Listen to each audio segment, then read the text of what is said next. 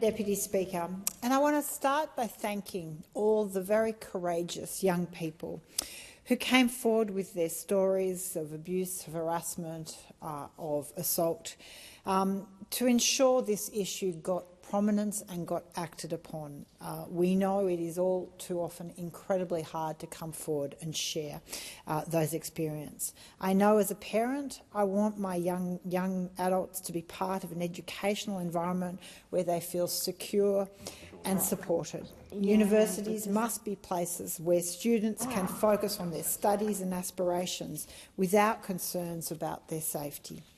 Whether they're on campus, online or in student accommodation, every student, regardless of gender, background or circumstance, deserves to pursue their education without fear of violence, harassment, discrimination and certainly not assault. The concerns around sexual assault on campus are unfortunately long-standing. In 2017, the Australian Human Rights Commission released a Change the Course, a national report on sexual assault and harassment at Australian universities, which shockingly revealed that 1 in 5 students experience sexual harassment in university settings. In 2021, the National Safety Survey reported that this has dropped to 1 in 6, not much of an improvement.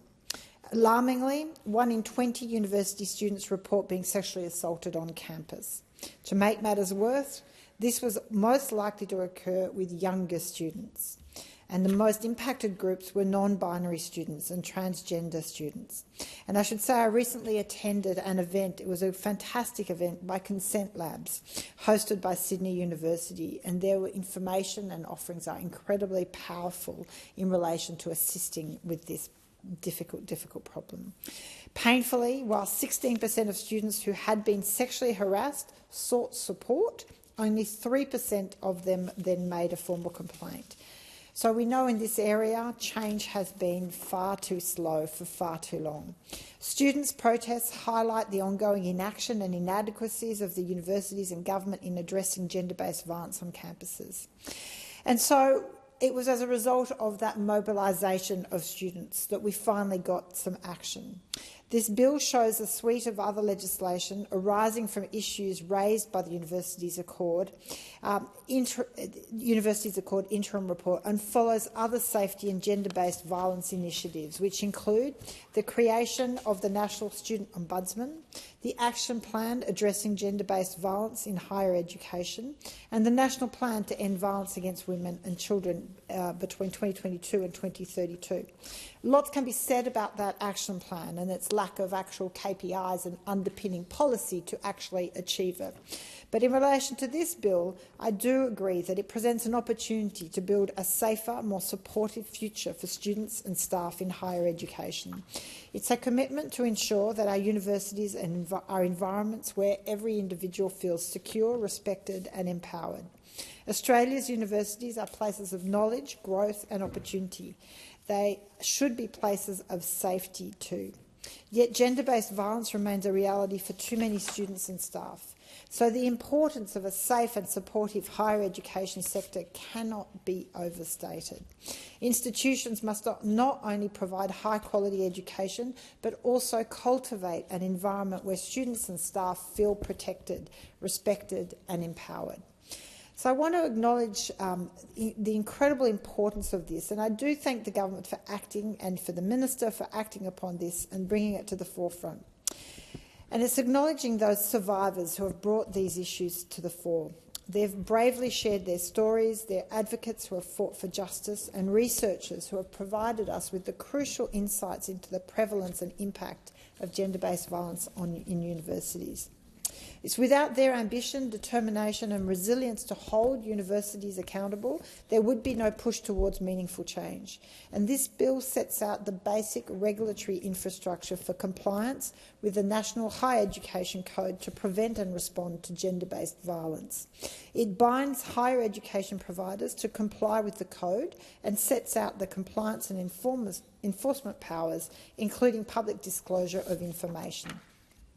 It does also ensures that responsibility for creating a safe environment for young people on campus should not solely rest on survivors or support organisations, because addressing gender-based violence in universities is a collective responsibility, a responsibility that involves everyone, educators, administrators, policymakers and students alike.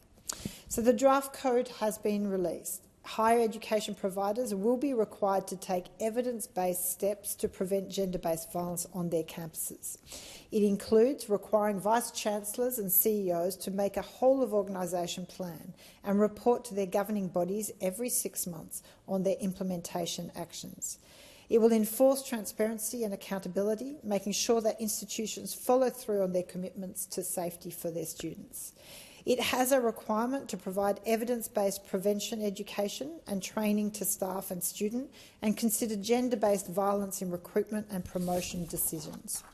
And in that respect, I applaud the Code's whole-of-organisation approach, ensuring that institutions create safer accommodation for students, implement trauma-informed support systems and use data-driven methods to continually improve their response. Now, while this bill is a welcome step to stamping out gender-based violence on campuses, policy alone is not enough. Institutions need training, guidance and long-term investment to create lasting change. Since 2014, universities have faced continual financial decline.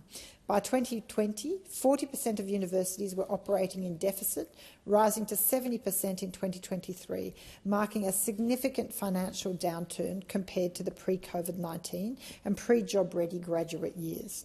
Our university sector is struggling, and in places like ANU and now UTS, we've seen students bear the brunt of the crisis. I've spoken recently in this place about the impact of the Jobs Ready scheme on the funding model of the university sector, but the decline runs deeper and the consequences are clear. If we're serious about ending gender-based violence and ensuring safe campuses and learning environments, then the government must go further by ensuring our universities are equipped with the necessary resources, the staff and the stability to carry out these functions effectively. Students and staff must feel and trust that when they report incidents of violence or harassment, their concerns will be taken seriously and actions will follow.